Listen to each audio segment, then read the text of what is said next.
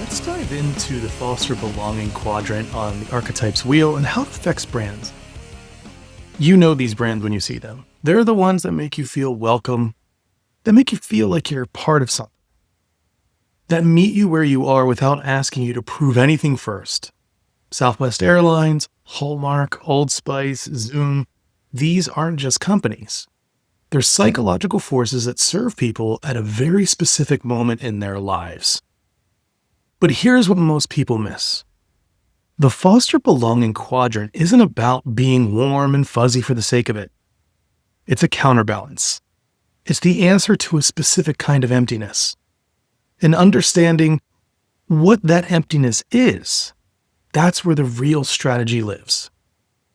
So let me start with a truth from Baumeister and Leary, researchers who spent decades studying human motivation. They found that belongingness is a fundamental psychological need, not a preference, a need, as real as safety and as essential as food.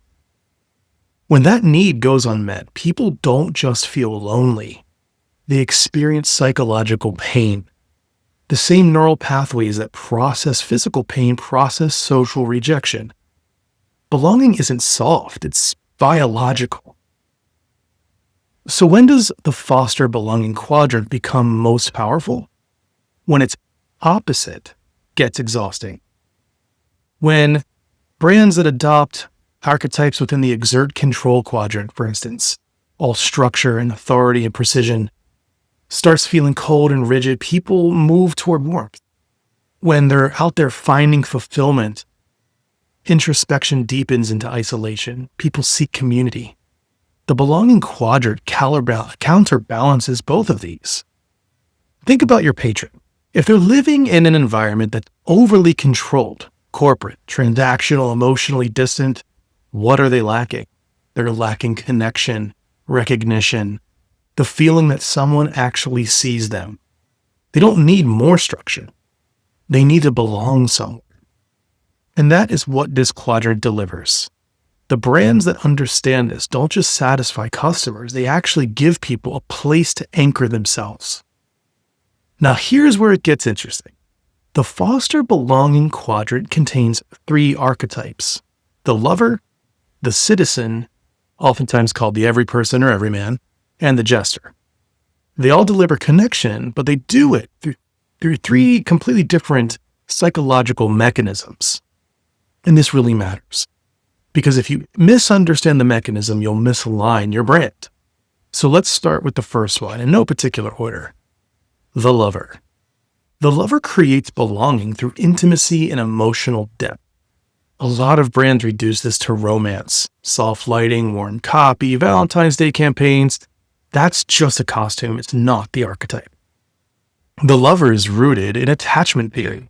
John Bowlby's research showing that humans require secure emotional bonds to function well. The lover activates that need by offering emotional presence, the feeling of being truly seen, not noticed, seen. A brand can notice you with a targeted ad. Being seen is different. Being seen means the brand understands what you care about beneath the surface. It makes you feel, even for a moment, that you matter personally. This is why lover brands are obsessive about sensory experience, the weight of the packaging, the warmth of the palette, the texture of the interaction.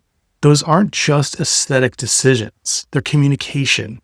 In the lover archetype, beauty is a form of care. Think Tiffany. The blue box isn't just a container. It's the feeling of being chosen. Think Dove chocolate, turning an everyday product like chocolate into a ritual of self-nourishment. And also think about Hallmark. What they're actually selling is the feeling that someone thought of you specifically enough to stop and say so. Very different aesthetics across those 3, completely identical emotional core. That's the lover in action. Let's move on to number 2, the citizen, which is oftentimes or historically called the everyman or the every person. The citizen creates belonging through inclusion and recognition. And this one is probably the most misunderstood archetype in the entire system. People hear everyman and they think generic, average, The safe, inoffensive, middle-of-the-road milquetoast choice. That's a brand with no identity. The Citizen is something else entirely. Citizen brands are built on a radical psychological premise. Belonging should not require credentials. No achievement, no status, no cultural passwords. You show up, you belong, full stop. Social identity theory, developed by Tajfel and Turner, shows us that people define themselves through group association. Who I am is shaped by who we are. When a brand creates genuine community identity, it becomes part of how its patrons understand themselves. That's a profound level of brand integration. Southwest Airlines treats every passenger like a person, not a revenue tier. Home Depot tells everyday people they can build and fix things themselves. Zoom provided human connection with zero learning curve at a moment when the world desperately needed it. These brands didn't just mark inclusion, they operationalized it. Every touch point reinforced the same message: you belong here. The Citizen doesn't need to be the most exciting brand in the room, it needs to be the most dependable. And dependability, when someone genuinely needs connection, is everything. The third and final archetype within this quadrant is the jester. This is the fun one. The jester creates belonging through shared joy and collective release. And this is the most abused archetype in branding. Brands see jester and think humor, comedy, funny, social media wit, the snarky reply. And they add levity to their communication without understanding what the jester actually does. The jester is not a tone. The jester is a function. In every culture throughout history, the jester was the one person with permission to tell the truth no one else could tell. The court jester could mock the king. The trickster figured out how using play to expose what was hidden was a superpower. The jester uses humor not for entertainment, but for liberation. Shared laughter is one of the most powerful bonding mechanisms humans had. Research shows it neurologically synchronizes people. It releases the pressure of social conformity. It creates the moment where two people, or 2,000, look at each other and feel less alone. Old Spice looked at its dying, over-serious, hyper-masculine category and used absurdist humor to expose how ridiculous the whole thing had become. Overnight, they became culturally relevant. Skittles uses deliberate weirdness as a membership signal. You get this, I get this, we belong together. And Loudmouth wears maximalist patterns in a world of golf restraint and says, I don't take this seriously and neither should you. Different styles of humor, but the same psychological mechanism. Play creates belonging. Release creates community, and that's the jester in action. So here are the takeaways for brand owners. You can't choose a foster belonging archetype just because connection sounds like the right message. You choose it because your patron is experiencing a specific deficit, and you have to know which one.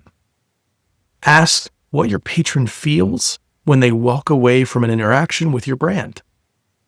If they feel seen, personally, intimately, like the experience was made for them, that's the lover in action.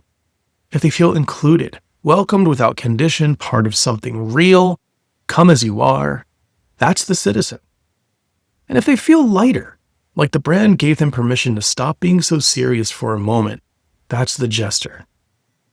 Intimacy, inclusion, release. 3 different emotional experiences, 1 quadrant within the archetypal wheel.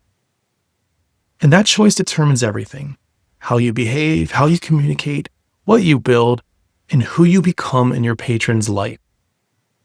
The foster belonging quadrant is underestimated because connection sounds soft. It isn't. Neurologically, behaviorally, evolutionary, humans are wired to seek belonging and wired to suffer without it. Brands that understand this don't just occupy space in a category, they occupy space in people's lives and hearts. And that's the difference between a brand and a force. Hopefully, this made sense. I'd love to hear how you're thinking about belonging quadrant and which archetype resonates most where your brand is right now and where it wants to be. If some of this is clicking and you want to dive much deeper, please, I encourage you to pick up my book, Mass Behaving. It's all about unlocking the power of branding by using archetypes correctly. And the Brand Archetypes card deck is a great tool for working through this in a workshop setting, either with yourself, with a small group, or even larger groups.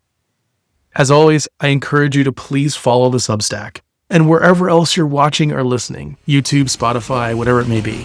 I appreciate you being here, and I would love to hear your commentary on how you're using archetypes as always.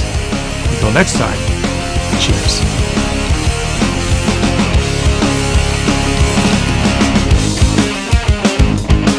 It starts